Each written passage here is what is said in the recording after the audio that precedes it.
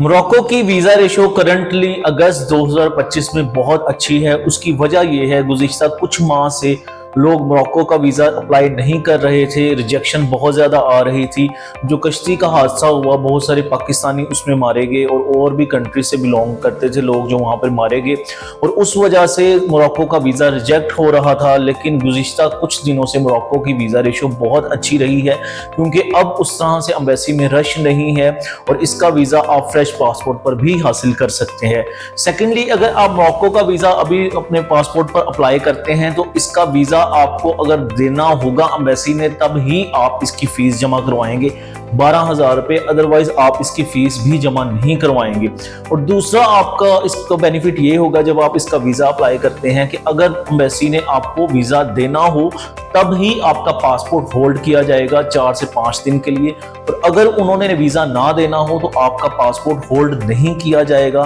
ना कोई रिफ्यूज़ल की स्टैंप लगेगी, ना पासपोर्ट होल्ड होगा, और ना ही आपकी एम्बेसी की फ़ी के चार्जेस वो डिडक्ट करेंगे, बल्कि आपका कुछ भी नुकसान नहीं होगा और आपका पासपोर्ट भी आधे घंटे के अंदर अंदर रिटर्न कर दिया जाएगा। अगर आप मोरक्को जाने के ख्वाहिशमंद हैं, ट्रैवल हिस्ट्री बनाना चाहते हैं या वैसे टूरिस्टिक पॉइंट ऑफ व्यू से मोरक्को जाना चाहते हैं, तो डेफिनेटली बहुत अच्छी कंट्री है मोरक्को। और इसका आल्दो जो बॉर्डर है पानी के रास्ते के बाद स्पेन के साथ अटैच होता है, लोगों का ये मानना है कि हम मोरक्को जाएंगे और मोरक्को के बाद कश्ती का सफ़र तय करके हम स्पेन चले जाएंगे। मैं आपको बताना चाहता हूँ, अगर आपके माइंड में ये आइडिया है या आप ये सोच कर मोरक्को जा रहे हैं तो इस बात को अपने जहन से बिल्कुल निकाल दें, क्योंकि ये इलीगल जो आप सफ़र करेंगे ये बहुत टफ है, और अगर आप इस तरह से करते हैं तो डेफिनेटली आपकी जान को खतरा होगा। लेकिन अगर आप just for the sake of tourism जा रहे हैं तो डेफिनेटली मैं आपको इंकरेज करूँगा आप इसका वीज़ा ज़रूर अप्लाई करें और लीगली इस मुल्क में एंट्री हासिल करें, और फिर प्रॉपरली अपने पूरे टाइम पे आप वापस भी पाकिस्तान में आएँ।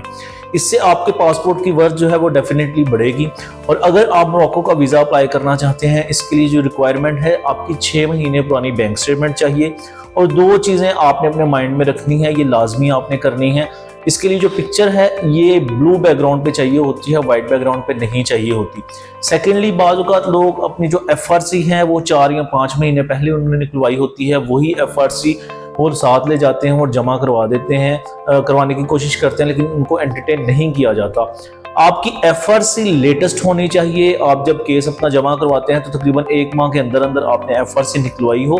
तभी आपका केस सबमिट होगा, अदरवाइज आपका केस सबमिट नहीं होगा अगर आप पुरानी FRC लगा रहे हैं। इसके अलावा अगर आप बिजनेसमैन हैं तो बिजनेस का डॉक्यूमेंट लगाएंगे, और जॉब होल्डर हैं तो 3 माह की सैलरी स्लिप प्लस अपने इदारे से आप NOC लेटर लेंगे।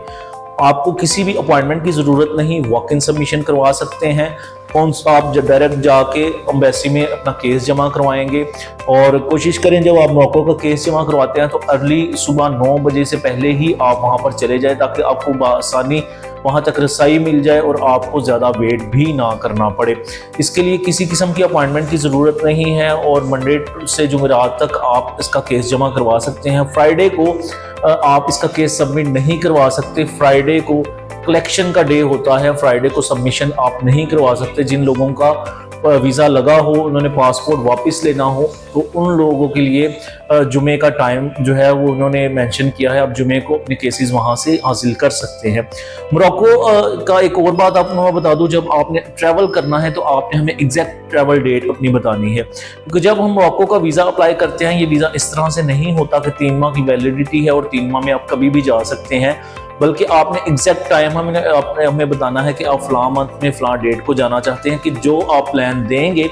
उसी के हिसाब से आपका वीज़ा जो है वो ग्रांट होगा, और उसी दिन में आप ट्रैवल कर सकते हैं। उससे अगर आप लेट कर देते हो तो डेफिनेटली आपका वीज़ा एक्सपायर हो जाएगा, और फिर आपको नए सिरे से ये सारा प्रोसीजर करना होगा। मैंने कोशिश की कि आपके माइंड में जो क्यूरीज हैं मोरक्को से रेलिवेंट, उनको मैं आपको इस वीडियो में ब्रीफ कर दूं। अगर इसके अलावा आपके कोई भी और क्वेश्चन हैं, आप हमें कॉन्टैक्ट कर सकते हैं इन दिए गए नंबर्स पर, और हमेशा की तरह हम आपको वैलिड, अपडेटेड और प्रॉपर इन्फॉर्मेशन प्रोवाइड करते रहेंगे। आखिर में आपसे रिक्वेस्ट है, वीडियो को लाइक करें, शेयर करें, चैनल को सब्सक्राइब करना मत भूलें, ताकि तमाम नए आने वाली अपडेट जो है वो टाइमली आप तक पहुंच सके। अल्लाह हाफिज़।